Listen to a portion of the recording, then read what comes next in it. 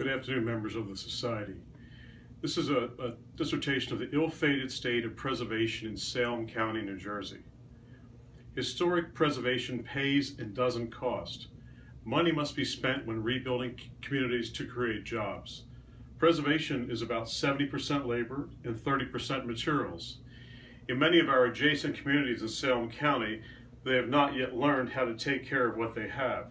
One of the few communities in our immediate area, Woodstown, is a shining exception. Elsewhere in the county, slumlords, politicians, and realtors don't live in the mired neighborhoods they have destroyed.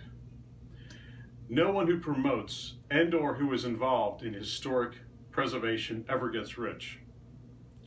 But the satisfaction of saving our heritage, culture, and community's historic fabric rewards many-fold. Preservation is saving energy and operating on a reduced carbon footprint.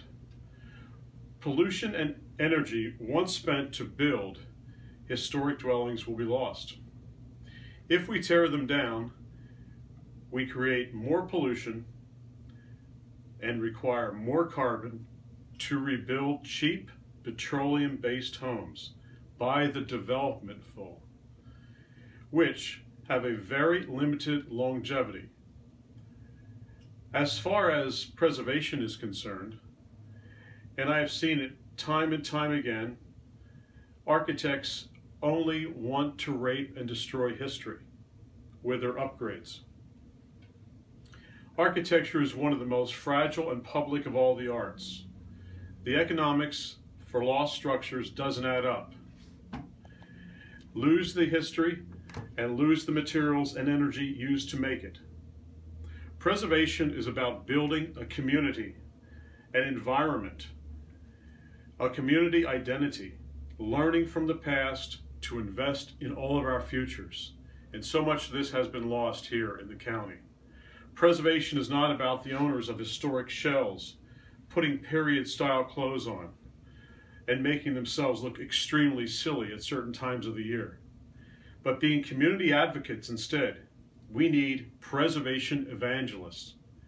Historic dwellings have continuously high upkeep. In the real world, most have been changed due to stylistic and progressions and curiosities. Preservation makes good economic sense for all the community. Today we find devastating total meltdown of our historic towns. Take a look at Salem, take a look at Bridgeton, to a lesser extent Millville and Vineland. Once a preservation movement begins in a community, artists and craftsmen migrate there.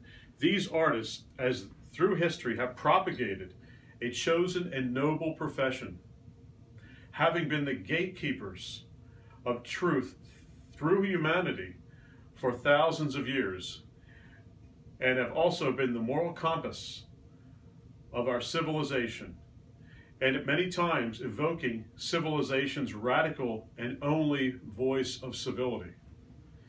But there has to be an impetus in any start, in any preservation. There needs to be a rise of the creative class. A community needs to reinvent themselves. If you don't attract a large group of creative thinking people to your community, you won't attract the kinds of businesses that are looking for those kinds of people. Successful, reinvented towns get a grip on financial issues. And that's something Salem has not done. No one has interest in getting a grip on the abandoned homes. And they need to make these available for pennies on the dollar. Forgo the back taxes to save the town. Although at times stifling state regulations can make a difficult process, but it needs an impetus, it needs a dream, it needs a wish. They have proactively seek selective owners to turn over dwellings for a commitment of conveyance. This is not happening in these nearby towns. The cancer producing this toxic waste is City Hall. The mayors and the city council members turning single-family homes, they're on the alert. They know when this happens immediately. Single-family homes into multiple units of low income subsidized Section 8 slums. It's immoral to have rented properties if you're on council or the mayor. This horrific trend started in the 1950s and continues. In our county seat, there is a so-called Historic Preservation Commission. What a joke. We should rename it the Section 8 Committee. The cultural aspects of preservation mean the world to me. But if we don't talk about the economics and the realities, we all lose. We need to take it back. It's been stolen from us. It's owned by the people who are anti-preservation. They think this is a movement to take away their property rights. I am tired of being defensive. I am going on the offensive. A proposal. Once a beacon project is started in our nearby communities, the organizations of like-minded preservationists begins.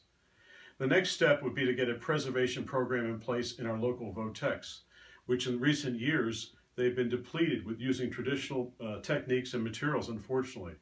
Then the graduates are not going to move away, and they will work into respectable community building positions. We need preservation executed by historically minded builders and educators, not fashion-driven architects for ego and greed. They are mostly university book-swallowing, dog-collared erudites. I have seen preservation successfully play out multiple times with colleagues and preservation-minded friends in depleted areas and towns and communities all across the Midwest, some 12 to date. And they do not have the historic basis we have. Hence, I have witnessed poor inner city youth retrained to become preservation contractors. So it's a win-win. When our historic communities are on the rebound, our youth gain respectable positions in the community, the attitude in the community is on the upswing, and with enough followers, we can vote out the dregs that continually perpetuate this deplorable destruction in our community.